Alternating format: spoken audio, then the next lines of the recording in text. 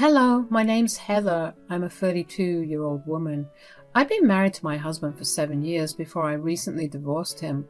My husband, Xavier, and I met at this social event that was happening in our city. We ended up interacting as part of one of the many activities of the event and found out that we were compatible. We kept talking after the event, we texted a lot, and I quickly began falling in love with him.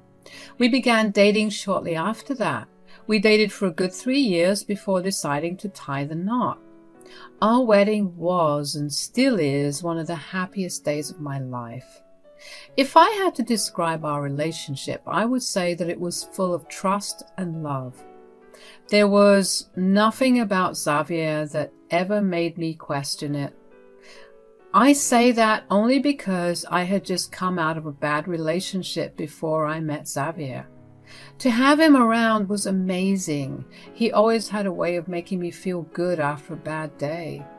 I sincerely thought we were going to last forever. We were very big on communication, and whenever we did have an argument, which happened very rarely, we would talk it out almost immediately after. Aside from our relationship, even our individual lives were going great. We were both working jobs that paid us really well. We were able to buy our dream house, and in general, we lived very comfortably. I had the perfect life, and I was super grateful that I got to live it. And then came the sudden and confusing events that changed my life when I figured them out. The first things that started disappearing around me were small things like maybe a sandwich that I had prepared for lunch or one of my handbags.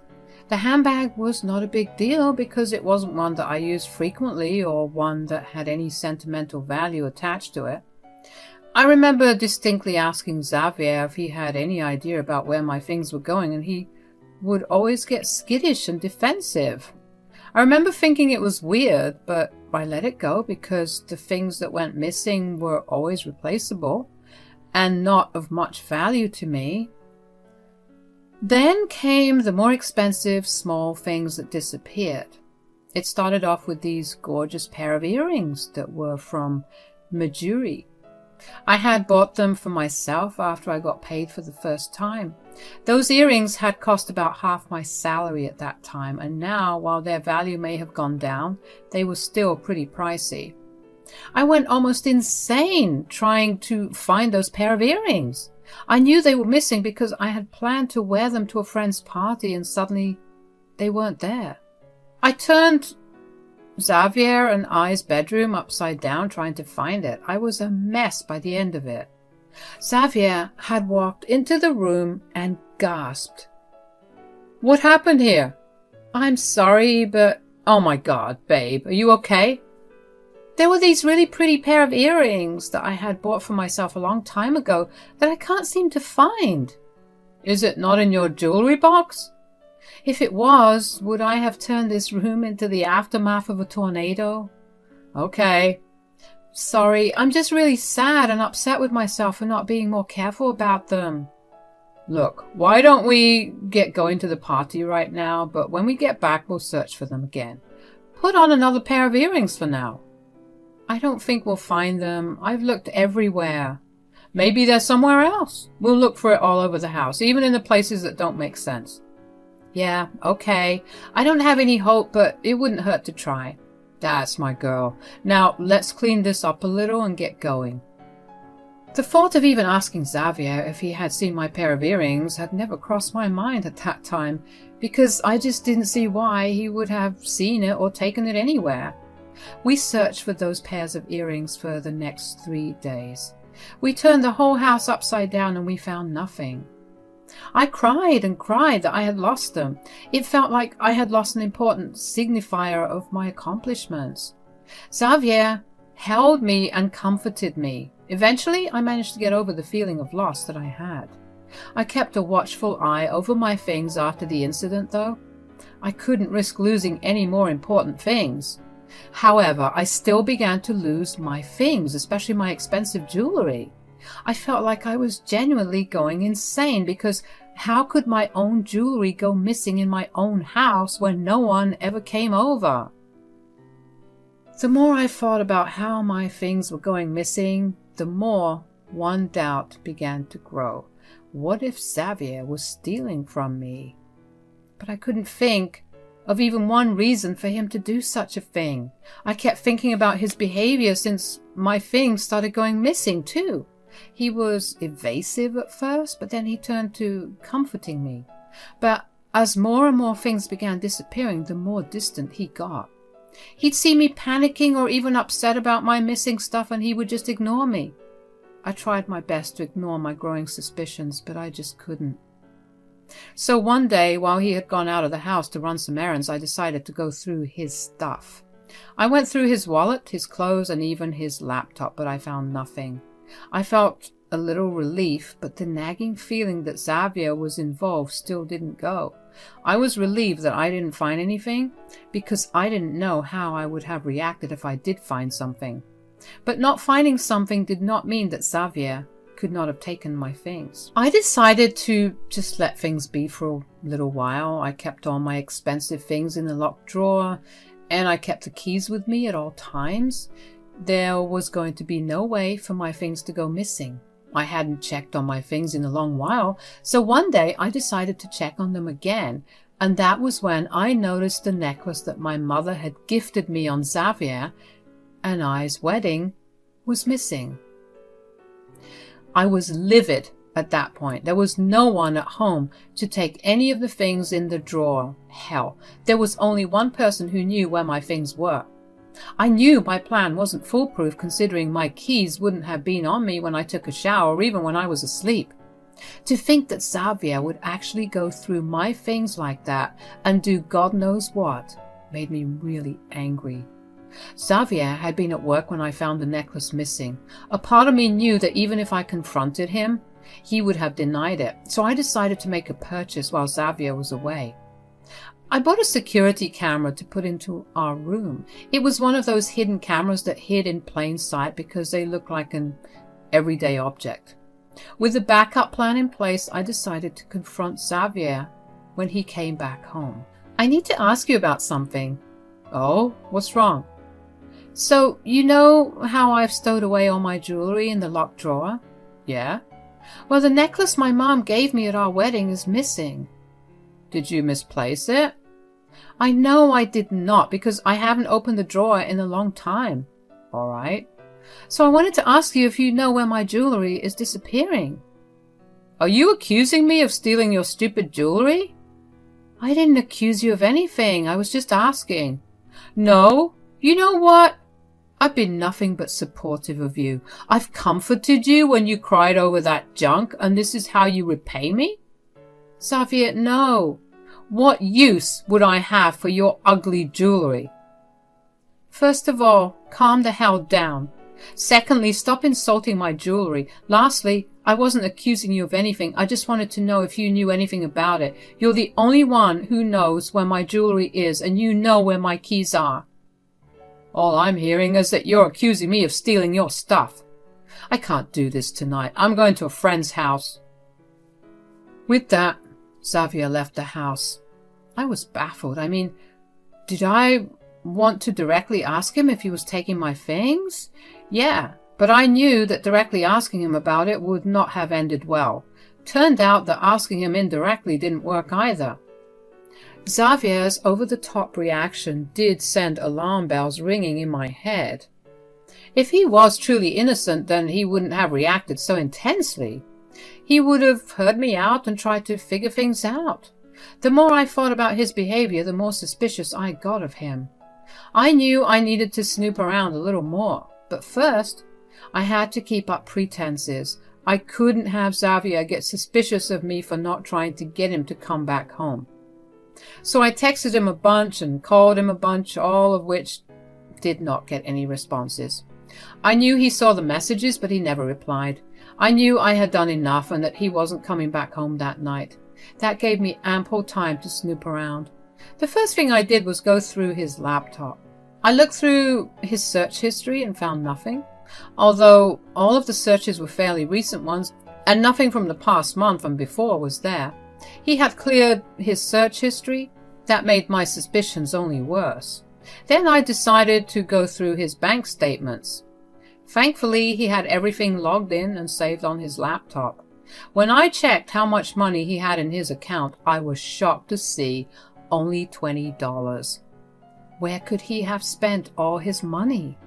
He had only just gotten paid a week ago. I felt my stomach drop when I went through his bank statements. I saw that he had made a huge transaction to some account. I tried to look into who the account belonged to, but I couldn't get very far with that. I felt sick and confused. I didn't know what was going on. What could Xavier possibly need so much money for? And who would he have sent it to? I decided to get my hands a little dirtier, and I called his mother, Polly, to find out. Heather, dear? Hello, how's it going? Hi, Polly. I need to ask you about something. Are you free to talk? Of course, honey. Tell me, what is it? I need you to keep whatever I ask between us only. You can't tell anyone a thing, including Xavier. All right, I won't. Although you're scaring me a little. I'm sorry, it's nothing scary. I'm just really confused and worried about Xavier. About Xavier? Why? So a lot of things have begun to go missing. We haven't had any guests over in months, and it's always been only Xavier and I at home. I know I could have misplaced them. That's why I placed them all in a locked drawer that I never opened. However, when I went to check on my things, the necklace my mother gifted me at our wedding was missing. So you think Xavier is doing something with your things? I don't know. I looked into his bank statements and he has essentially nothing in it. What? Yeah, and he only got paid a week ago. You know what? Now that you mention it, he has been asking me for some money these past few days. What? Why would he ask you for money? He told me that you guys were struggling, so I helped him out. I did find it odd that you never seemed to thank me. I'm only saying that because you thank me for even the littlest thing that I do for you, but I just let it go.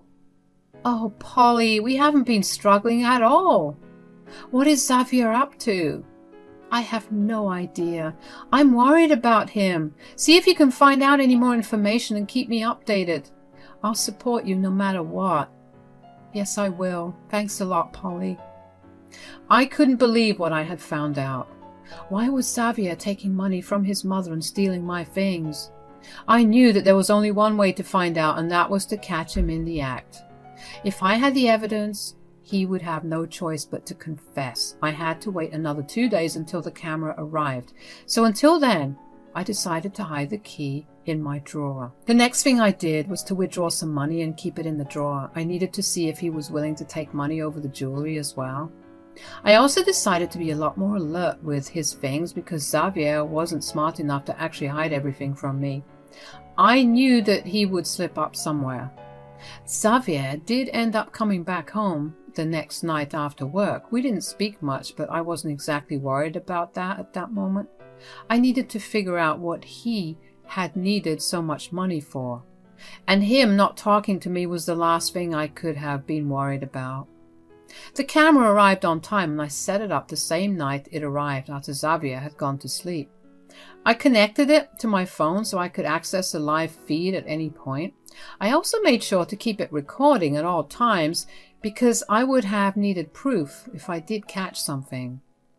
I only had to wait another day before I got all my proof. The next day, while I was at work, I got a notification of movement in the room. I watched the live footage and watched Xavier enter the room.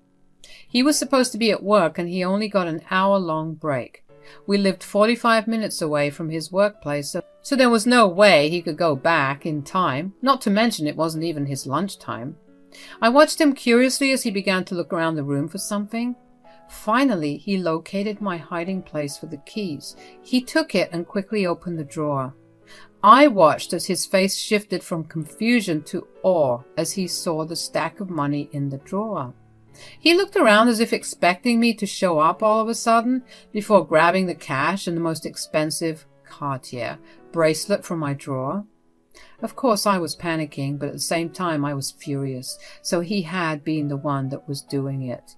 I was disgusted by how he had been so quick to comfort me when he had been the reason I was crying to begin with.